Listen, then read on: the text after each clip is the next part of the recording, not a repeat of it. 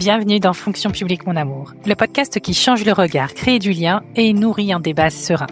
Plus de contenu sur www.fonctionpubliquemonamour.fr.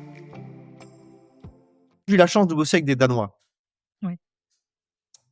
Une réunion au Danemark, ça démarre comme le 20h de TF1, à la seconde près.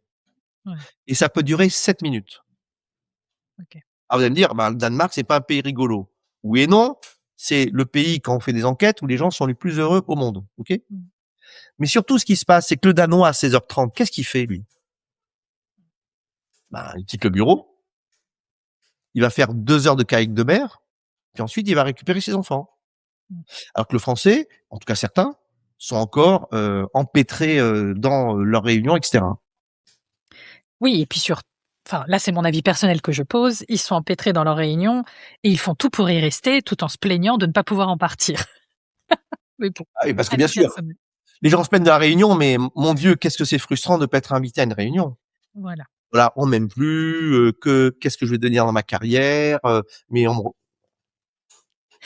Est-ce que selon toi, il y a des réunions qui sont montées pour se substituer? Tu parlais de défaut, de manque de courage. Ça m'intéresse beaucoup.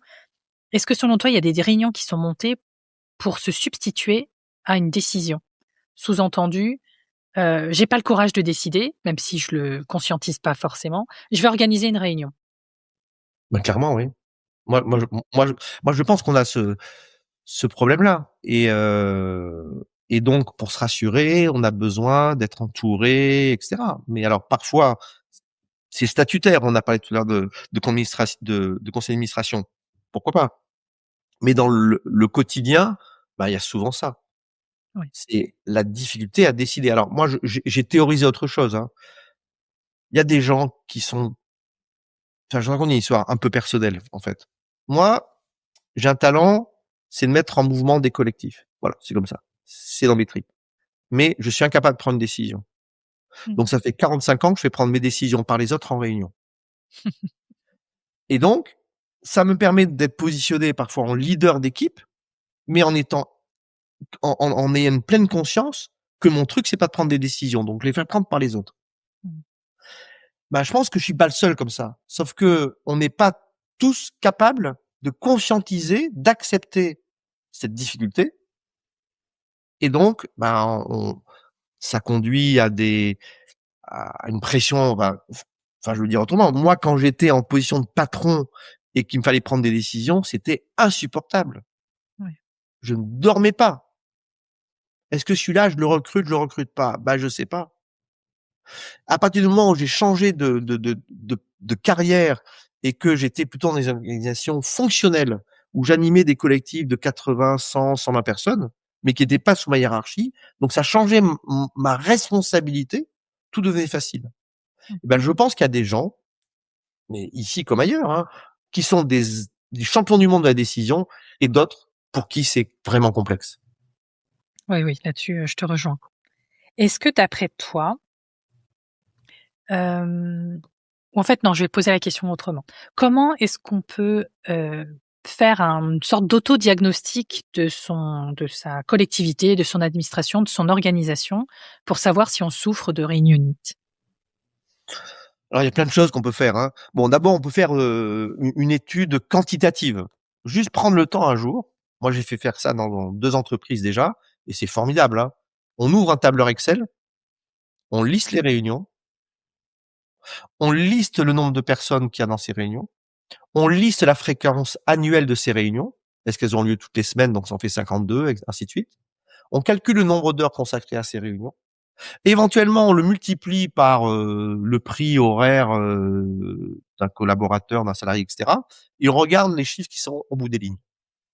Et quand on se rend compte qu'il y a des réunions qui coûtent 1 million d'euros par an, Ouais. on se dit, bon, peut-être ça vaut le coup qu'on regarde qu'est-ce qu'il y a derrière ce million. Surtout si c'est une organisation où on a un problème de ressources économiques et que en fin de mois, on n'a plus de papier pour mettre dans l'imprimante. Mais ce sont des budgets différents, donc voilà. Donc la première chose, c'est de faire cette sorte de constat quantitatif. Deuxième chose, constat qualitatif. Vous êtes patron d'une organisation, que ce soit une administration, une entreprise de n'importe quelle taille. Vous voulez savoir comment se passent les réunions? Bah, il faut le demander et en commençant par les siennes. Il y a une histoire il y a une étude qui est faite aux États-Unis qui est géniale. 1300 dirigeants. On leur demande: «Qu'est-ce que vous pensez des réunions?» «Lesquelles? Les miennes ou celles des autres?» «Bah, écoutez, on va commencer par les vôtres». «Ah ben, les miennes, il y en a 82 qui sont productives et très productives.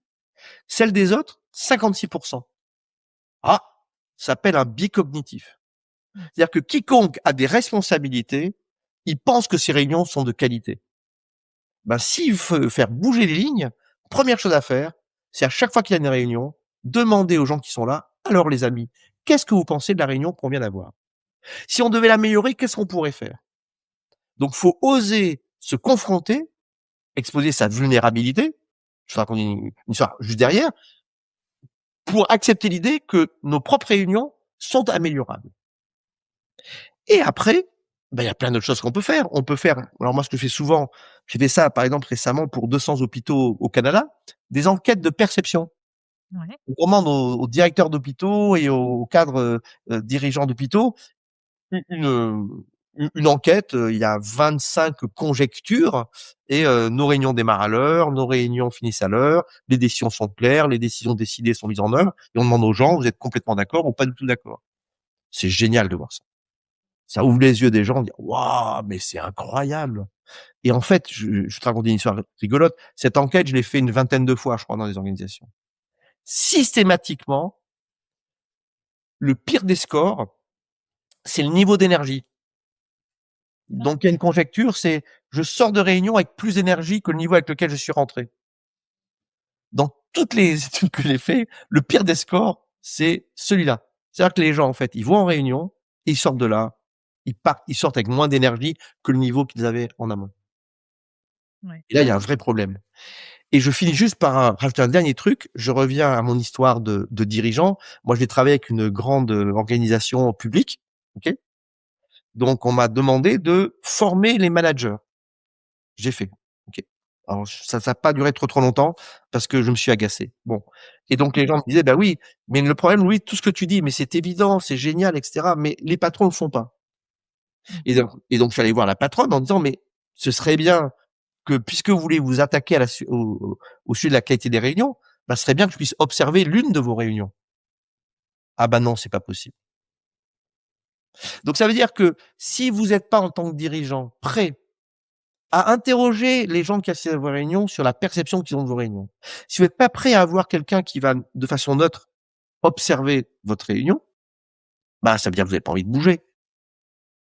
Ah, et puis j'ai l'impression qu'il y a un petit mélange des genres entre la réunion, c'est l'identité. C'est une forme d'identité du coup dans ce cas-là. C'est C'est très fort. C'est vrai. Moi, toutes les organisations que j'accompagne, quasiment toutes, bah, sauf celle-là, c'est une des rares, hein, mais je leur demande de pouvoir observer des réunions de direction. mmh. Et je reviens à ma direct à la ville de Montreuil. Heu, c'est une histoire mais géniale. Nora me fait venir, j'observe et à la fin, je lui fais un débrief. Mais je lui dis: «Nora, mais j'ai jamais vu ça». «Quoi, Louis?» «Ben, il y avait 25 personnes dans la salle, c'est un comité de direction élargi. Je t'ai vu saluer individuellement les 25 personnes, un par un». Et elle me dit: «Oh, Louis, je l'avais pas vu». Et ensuite, je lui dis: «Je t'ai vu prendre la parole sur différents sujets. À chaque fois, tu as lancé le sujet en 1, c'est quoi le contexte? 2, qu'est-ce qu'on va faire? 3, qu'est-ce que je veux obtenir dans la discussion?» Je lui dis: «Mais c'est l'excellence?» «Ah mais Louis, je savais pas». «Bah oui, Nora. Nora, tu es excellente». Et donc ce qu'on va faire maintenant, Nora, c'est que toute cette excellence qui est finalement, comment dire? Intuitive, bah, ce que je te propose, c'est que je vais t'expliquer ce que tu fais et je vais te proposer une méthode pour finalement, mettre une sorte de colonne vertébrale sur ces pratiques qui sont exemplaires, mais dont tu as même pas conscience. Et comme tu vas en prendre conscience, comme tu vas mettre de bah, ouais, bah, tu vas pouvoir, bah, expliquer, transmettre et transformer ton organisation. Oui, parce que du coup, qu'elle, elle le fasse, c'est une chose, mais est-ce que les autres, managers, les autres collaborateurs le font? c'en est une autre. Bon, moi, j'ai pris plein de notes, hein, c'est top. Merci, déjà.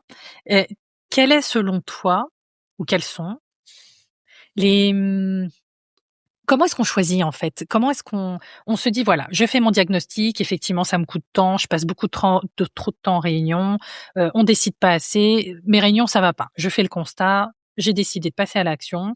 Alors, je fais appel à toi, OK, c'est très bien. Mais sinon, comment est-ce que je décide? Quelle réunion je garde? Quelle réunion je jette? Alors c'est une bonne question celle-ci aussi. Moi je dis toujours, commençons par apprendre à avoir de bonnes réunions Mmh. et une fois qu'on a la capacité à savoir ce qu'est une bonne réunion, je vais en parler après éventuellement, hein, et ben, on va passer à trier les réunions. Donc on va apprendre à avoir de bonnes réunions et une fois qu'on a fait ça, on va se poser les questions si on a les bonnes réunions. Je reviens à l'exemple que j'ai cité tout à l'heure de cette entreprise que j'ai accompagnée, enfin c'est vieux, hein, c'est en 2018. Mais quand on avait fait cette cartographie des réunions, qu'on avait mis des kilos euros, des millions d'euros sur les réunions, hein, ben on s'est dit: «Maintenant qu'est-ce qu'on fait, hein?» Mmh. Maintenant qu'on a une technique, une méthode pour qualifier ce que c'est qu'une bonne réunion, bah, comment on les prend une par une et on va les auditer, en fait. Et je te raconte pas le ménage qu'on a fait. Ouais, j'imagine assez. Moi, Du j'ai coup, et dans cette boîte, juste, l'anecdote, le 1 mois après la formation, il y a la responsable qualité qui me dit: «Louis, écoute, je dois animer une revue qualité, donc ça dure 2 heures et il y a 18 personnes». mmh, Et je lui dis: «Ben, attends, est-ce que tu peux me redire quel est l'objectif?» Et elle me dit: «Ben, c'est de présenter tous les résultats qualité de l'entreprise au comité de direction élargi». Je dis: «Très bien, mais présenter, et quelle est la valeur ajoutée?» «Ah, moi, ça me rassure» et ainsi de suite. «Bon, on va changer. On va réunir juste 6 personnes et tu vas juste leur poser tes problèmes. Ça sert à rien de leur parler de ce qui va bien. Mais ils savent ce qui va bien. Mais tu vas leur poser, toi, les 3 problèmes sur lesquels tu as besoin de leur aide. Et au lieu de faire donc 18 personnes, 2 heures, on va faire 6 personnes, 1 heure. Et on est sorti de cette réunion avec 3 plans d'action sur des sujets à problème. Mais arrêtons d'investir des heures et des heures à présenter des résultats sur le passé. Ça ne sert strictement à rien. Il y a qu'un truc intéressant, je finis, pardon, c'est envoyer ces résultats en amont de la réunion pour que les gens puissent les regarder en amont de la réunion et que la réunion soit consacrée uniquement à décider le plan d'action que l'on va mettre en œuvre. Et pardonne-moi, je suis intéressé, mais je rajoute un dernier truc. Et il y a au moins il y a une raison fondamentale que tout le monde oublie, c'est que quand tu as 10 personnes devant toi, tu en as 5 qui sont introvertis et 5 qui sont extravertis. ouais. Donc la différence entre l'introverti et l'extraverti, c'est que l'introverti, il réfléchit avant de parler. Alors que l'extraverti réfléchit en parlant, les pires réfléchissent après avoir OK? Mais l'introverti, il a besoin de réfléchir. Et toute réunion qui ne permet pas aux introvertis, donc 50% des gens présents, de venir préparer, ben ces gens-là vont servir à rien. Parce que l'introverti, il a besoin de silence. Et il y a un type qui parlait de ça déjà au XVIIIe siècle, Denis Diderot. Il appelait ça l'esprit de l'escalier. L'esprit de l'escalier, c'est quoi? C'est je suis dans un salon, blablabla, blablabla. Je quitte le salon, je me retrouve seul, dans le silence, je descends l'escalier. Mais c'est ça que j'aurais dû dire. Parce que l'introverti est incapable de réfléchir, enfin d'être intelligent sans réfléchir dans le silence. Mmh. Très intéressant. Alors tu as répondu un petit peu à une question que j'ai notée là. J'hésite, je sais plus dans quel ordre poser mes questions tellement j'en ai. Tu as parlé de c'est quoi une bonne réunion, celle-là, je veux ça sera pas pour tout de suite, mais celle-là, il faut qu'on l'aborde, c'est sûr. Là, tu parles de préparation, de la réunion. Évidemment, j'ai envie de te demander, c'est quoi une réunion bien préparée? Et j'ai noté aussi, comme ça après je te laisse, réagir. Tu as dit quelque chose qui m'a fait me dire, par rapport à ton exemple, réunion qualité.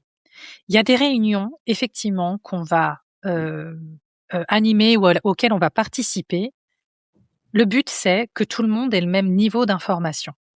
Ça, pour moi, c'est révélateur de quelque chose de plus profond. Tu as dit, c'est finalement une réunion où on s'intéresse au passé, où est la valeur ajoutée, et je suis assez d'accord. Mais se dire qu'on est obligé de se réunir pour avoir le même niveau d'information, c'est révélateur d'un problème qui dépasse la réunionite. C'est révélateur d'un problème de communication en tant que tel, ou de circulation de l'information en tant que telle. Enfin voilà, je voulais avoir ta réaction sur la préparation, le niveau d'information, et après on verra c'est quoi une bonne réunion. Alors tu vas voir, moi je ne suis pas très obéissant, donc je vais répondre à la question que tu veux Vas-y. à laquelle tu réponds en dernier. Donc c'est quoi une bonne réunion? C'est facile, hein? C'est une réunion qui atteint son objectif. Mais encore faut-il avoir un objectif. Donc je reviens à ta réunion d'information. C'est quoi l'objectif?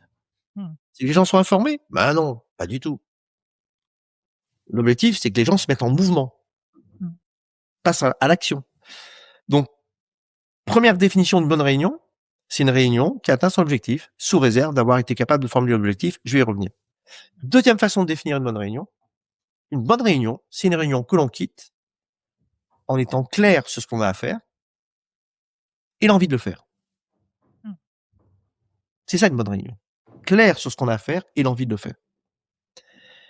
Alors ensuite, je reviens à ton histoire de réunion d'information.